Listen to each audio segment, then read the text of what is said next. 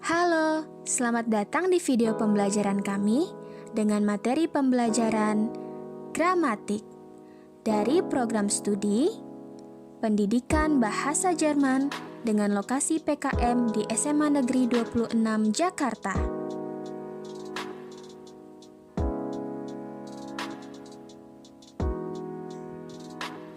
Adapun materi ajar yang akan kami sampaikan yaitu terkait gramatik. Lalu tujuan pembelajaran yaitu mengkonjugasikan kata kerja sesuai dengan subjek, menyusun kalimat sesuai kaidah kebahasaan. Kemudian metode pembelajaran yaitu scientific learning dengan model korporatif. Selanjutnya, media pembelajaran yang akan kami gunakan yaitu video pembelajaran, lalu PowerPoint dan Arbeitsblatt. Mari kita simak video pembelajaran berikut. Guten Morgen allerseits, wie geht's euch? Ich hoffe, es geht euch alles gut. Willkommen zu unserem Video. In diesem Video werden wir über die Grammatik lernen. Also, fangen wir an. In diesem Grammatik-Video gibt es 4 Teile. Das sind Satzstellung, schwache und starke Verben, trennbar und untrennbare Verben, und Modalverben. Hari ini kita akan belajar tentang gramatik. Sebelumnya, apa itu gramatik? Gramatik ist ein Regelsystem einer Sprache, atau bahasa Indonesianya adalah sistem aturan dalam suatu bahasa. Zuerst sprechen wir über die Satzstellung, atau posisi kata dalam kalimat. Di dalam Satzstellung terdapat 2 jenis, yaitu Aussagesatz atau kalimat pernyataan, dan yang kedua ada Fragesatz atau kalimat pertanyaan. Di dalam Fragesatz terdapat 2 jenis juga, yaitu ada Ja-Nein-Fragen dan juga W-Frage. Jetzt sehen wir ein Beispiel. Hier gibt es einen Satz. Ich lerne Deutsch am Mittwoch. Hier ich ist in der Position 1 als Subjekt und lernen in der Position 2 als Verben. Ich sebagai subjek dan lernen sebagai kata kerja. Und jetzt sehen wir andere Beispiel. Bagaimanakah dengan kalimat berikut ini? Di manakah perbedaannya? Genau, ich pada kalimat ini berada di setelah verben atau kata kerja, dan lernen tetap berada di posisi kedua, namun berpindah pada posisi ketiga. Dari kedua contoh kalimat di atas dapat disimpulkan, kata kerja selalu menempati posisi kedua, dan subjek selalu berdampingan dengan verben atau kata kerja. Bisa diletakkan sebelum maupun setelah verben. Fragesatz dalam Ja-Nein-Fragen terdapat 2 model, yaitu dengan menggunakan modal verb dan yang kedua dengan menggunakan verb. Bagaimanakah bentuk kalimatnya? Jetzt sehen wir die erste Beispiel für Modal Verb. Darf ich eine Frage stellen? Darf ich eine Frage stellen? Darf merupakan modal verb yang berasal dari kata dürfen, berada di posisi pertama dan dikonjugasikan sesuai dengan subjeknya. Stellen adalah kata kerja lainnya yang diletakkan pada akhir kalimat tanya atau am-ende dan dia berbentuk infinitif atau tidak dikonjugasikan. Lalu selanjutnya ada yang dengan menggunakan verb. Gehst du morgen ins Kino? Gehst du morgen ins Kino? Gehst berasal dari kata kerja gehen, berada di posisi pertama dan dikonjugasikan sesuai dengan subjeknya. Kalau yang tadi kita sudah melihat contoh Ja-Nein-Fragen, lalu yang kedua ada model dengan menggunakan W-Frage. Kita lihat contohnya. Woher kommst du? Woher kommst du?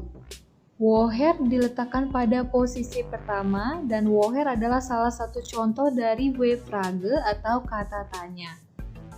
Kommst diletakkan pada posisi kedua, lalu dikonjugasikan sesuai dengan subjeknya. Lalu berikut merupakan macam-macam W-Frage. Yang pertama ada woher, ada wo, wie, was, warum, und wann.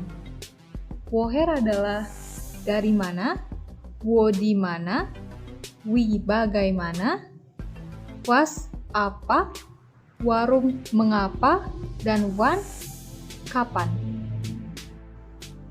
Die nächste besprechen wir über die schwache und starke Verben. Sebelumnya, sudah dikatakan bahwa posisi subjek selalu berdampingan dengan verben. Dalam bahasa Jerman, semua kata kerja disesuaikan atau dikonjugasikan dengan subjeknya.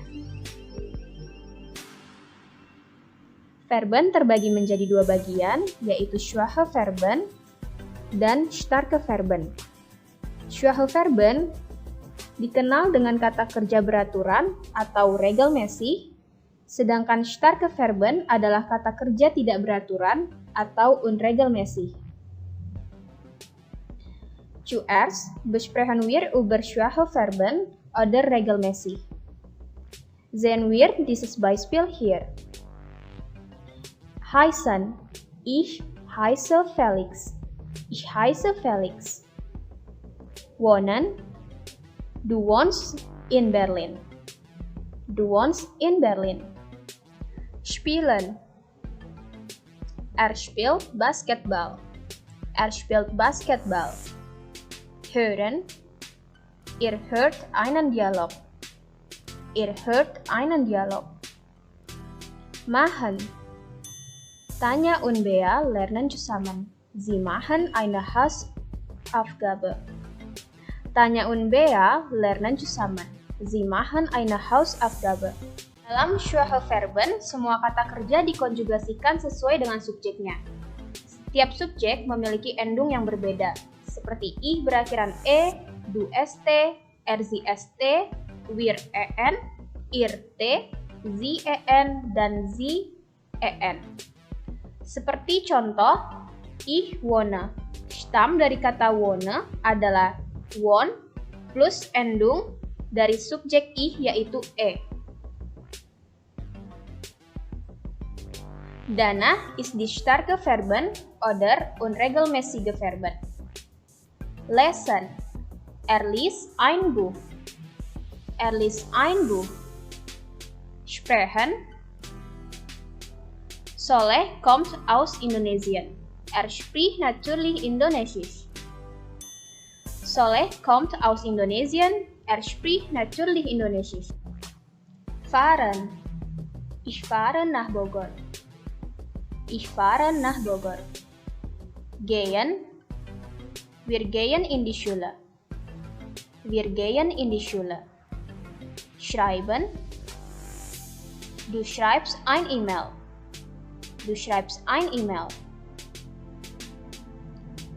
Dalam starke Verben, terdapat perubahan kata kerja yang tidak sesuai dengan aturan yang ada, khususnya pada subjek du dan RZS. Sebagai contoh, verben lesen.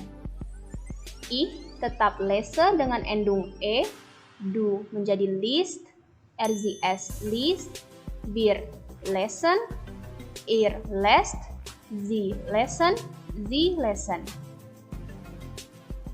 Ada beberapa kata kerja yang perubahannya tidak terlihat pada kalimat bentuk presens, seperti contoh gehen und schreiben.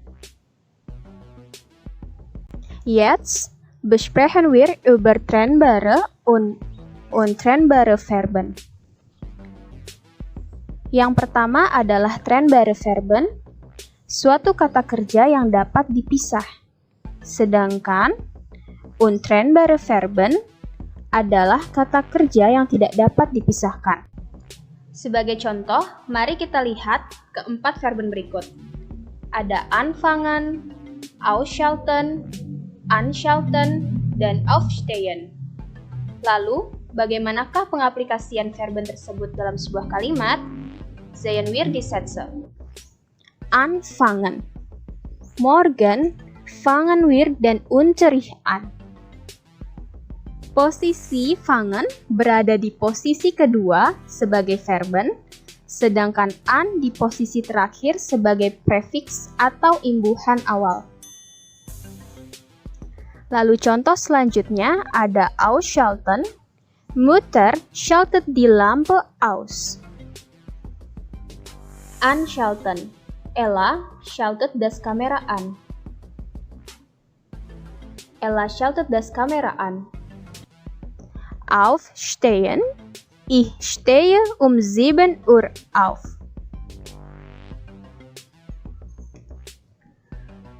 Berikut beberapa prefiks dari trennbare Verben. Semua kata kerja yang memiliki prefiks ini sudah pasti dalam kalimat akan dipisahkan. Im Präsens stehen diese Präfix normalerweise am Ende des Satzes. Ada auf, lalu an, ein, aus, mit, bei, ab, zu, und so weiter. The next is untrennbare Verben. Nah, tadi kita sudah melihat trennbare Verben yang bisa dipisah. Lalu ada 3 kata kerja, yaitu beantworten, verkaufen, und beginnen. Kita lihat contohnya. Beantworten, Sie beantworten die Frage. Lalu ada verkaufen, verkauft ein Buch. Beginnen, wir beginnen den Unterricht. Berikut beberapa prefiks dari untrennbare Verben. Be, emt, ent, mis, ver, und so weiter. Diese Vorsilben verbunden immer mit diesem Verb. Semua kata kerja yang memiliki prefiks ini sudah pasti dalam kalimat tidak dapat dipisahkan. Und jetzt besprechen wir Modalverben. Modalverben merupakan kata kerja yang melengkapi kata kerja utama.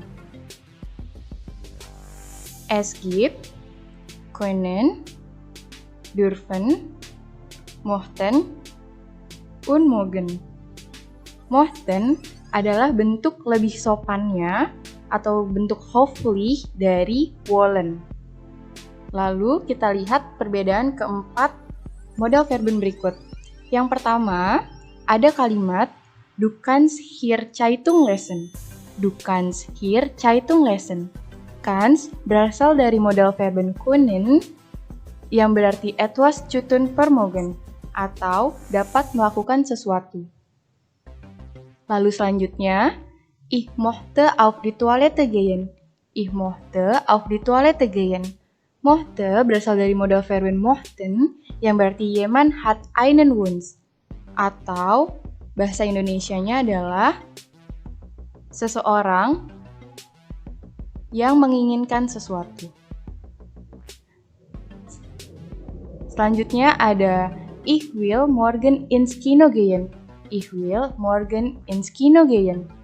Will berasal dari Modalverben wollen yang memiliki arti jemand hat einen Wille oder Plan atau seseorang yang mempunyai keinginan atau sebuah rencana.